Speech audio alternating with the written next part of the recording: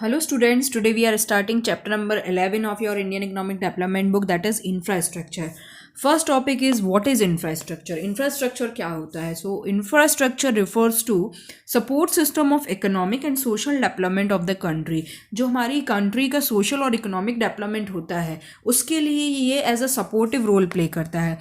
Can you imagine your life in the absence of means of transport and communication? Imagine your life in the absence of educational institutes, hospitals and nursing homes. Can you imagine your life in the absence of electricity and diesel? Can you imagine your life in the absence of these things? Your answer will be no. Means we can say that without infrastructure our life will go on in the primitive age.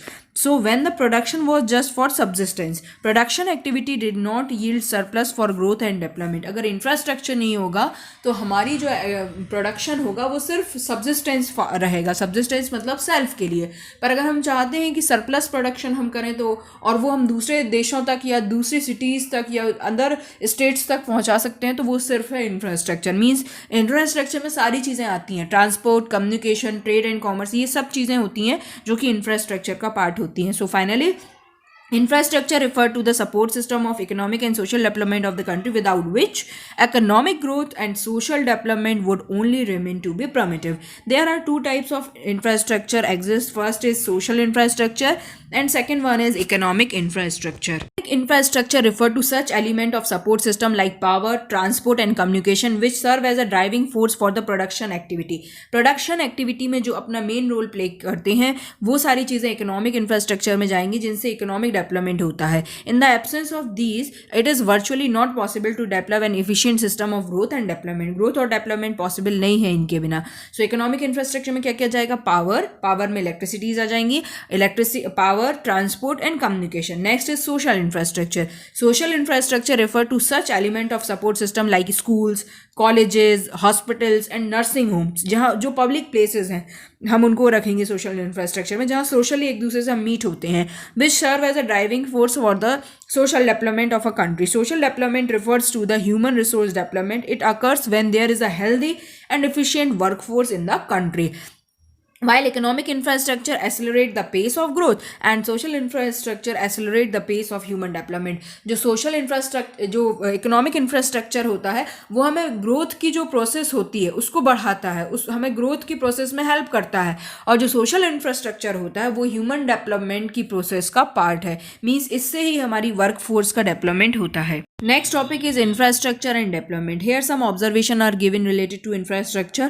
Infrastructure promotes productivity. First point is productivity in the primary sector. You can think of original agricultural production without permanent means of irrigation. No, it is not possible. Agricultural production would depend entirely on the rainfall. Farmers would sow the seed only if it is rain, and if rainfall is deficient then sowing would also be deficient. It means in the absence of permanent means of irrigation our economic infrastructure, or we can say that we cannot attain the attainable output. Means हमारा जो primary sector है agriculture वो भी काय पे dependent है? Infrastructure पे. अगर परमानेंट मीन्स ऑफ इरिगेशन नहीं होगा किसान के पास तो क्या होगा? हमारा जो क्रॉप प्रोडक्शन है जितना हो सकता है उतना नहीं होगा. Next, productivity in secondary sector. Think of industrial production without source of energy as coal, petroleum and electricity. क्या हम सोच सकते हैं industrial production without coal, petroleum and electricity? Not possible.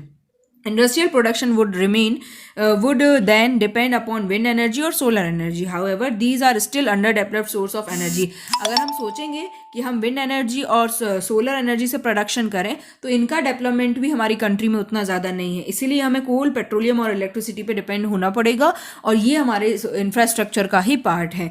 Next, productivity in the tertiary sector. Come to the tertiary sector. Let us consider the tourism as a production activity. अगर हम tourism को एक production activity के तौर पर मानते हैं, can tourism be productive activity in the absence of rapid means of transport and communication?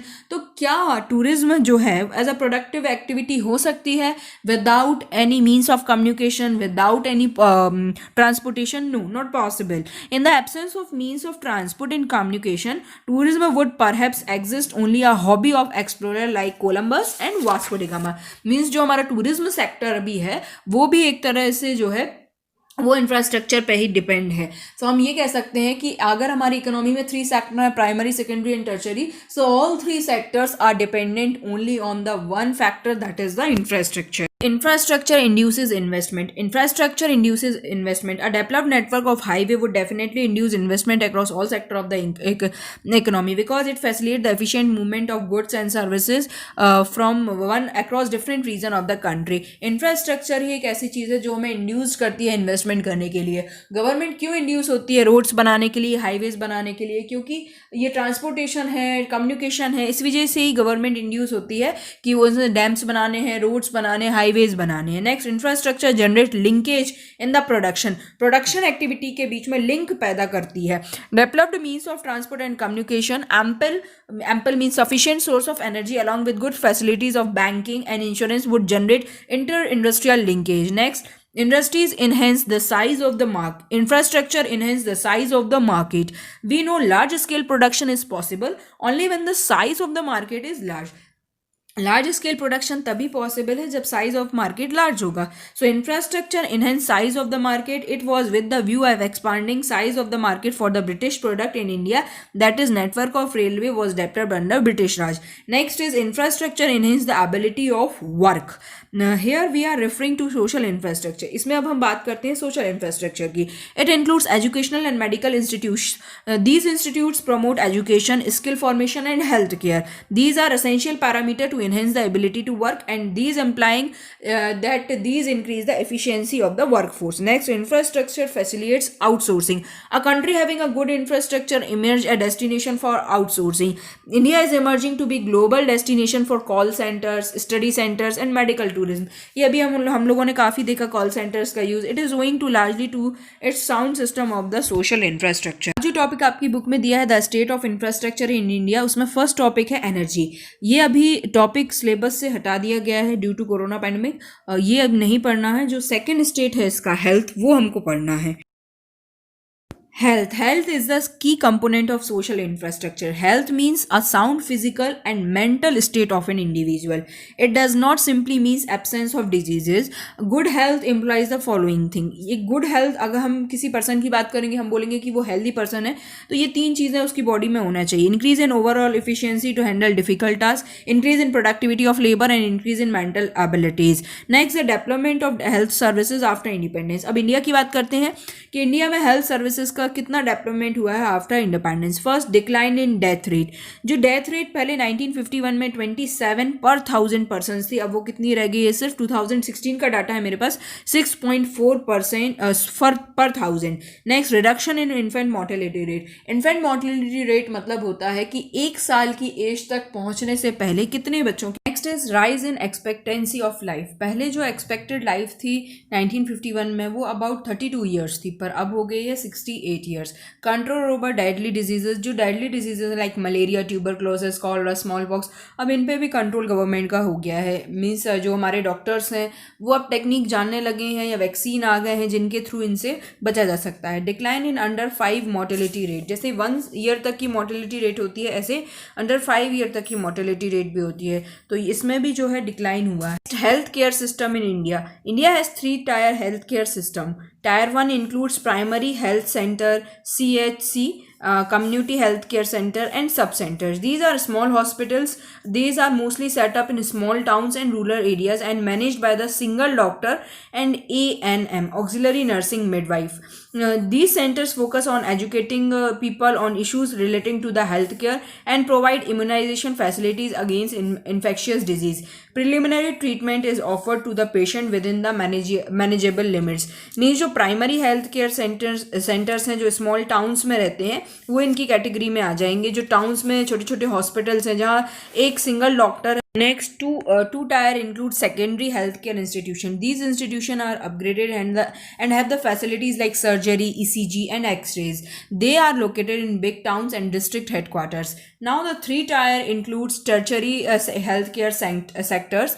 They are fully equipped medical centers offering specialized medical facilities. The tertiary sector educational also includes educational and research centers such as AIIMS, All India Medical Science, All India Institute of Medical Science in New Delhi, PGI Postgraduate Institute in Chandigarh and etc.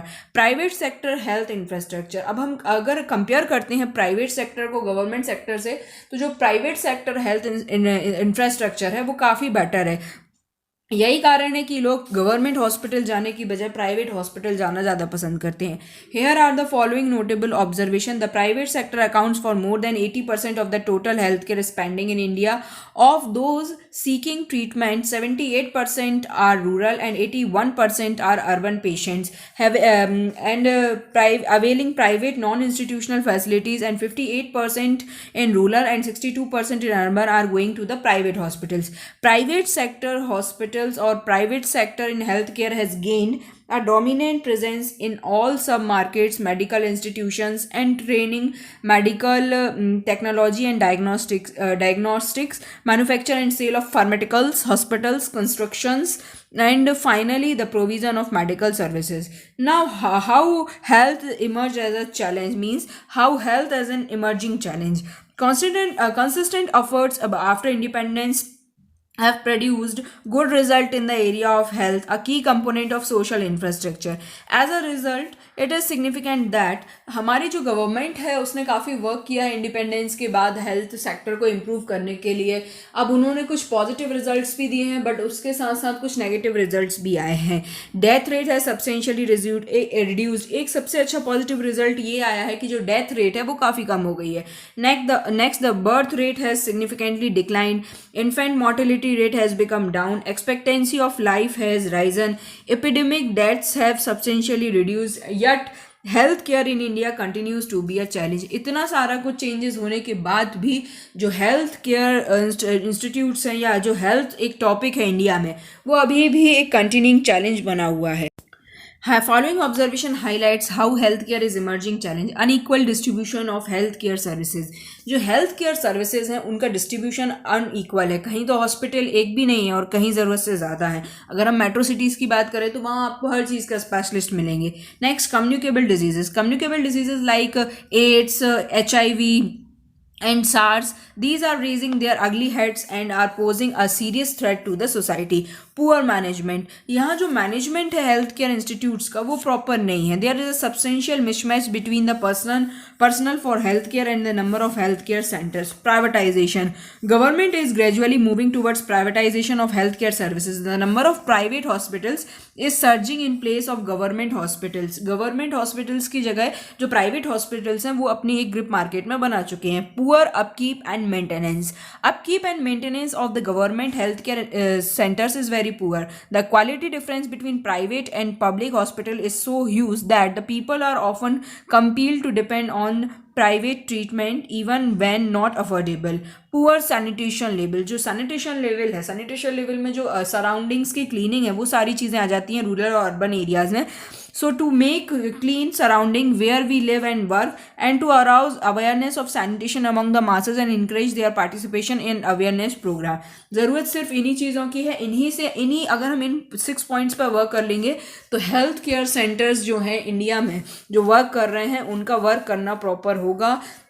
और हम कह सकते हैं कि India के लिए health एक emerging challenge फिर नहीं रह जाएगा. यही हमारी वीकनेसेस हैं और यही फीचर्स कह सकते हैं कि हेल्थ केयर सेंटर्स की इंडिया में क्या वर्क है, वो ये सारी प्रॉब्लम्स है. Unequal distribution of health care centres, communicable diseases, poor management, privatisation, poor upkeep and maintenance, and poor sanitation labour. Last topic given in your book that is Indian system medicine. Indian system of medicine are the system of medicine which are considered to be Indian in origin or which have come to India from outside and got assimilated into Indian culture. India has 6 recognized system of medicine. In this category there are Ayurveda, Yoga, Unani, Siddha, Naturopathy and Homeopathy.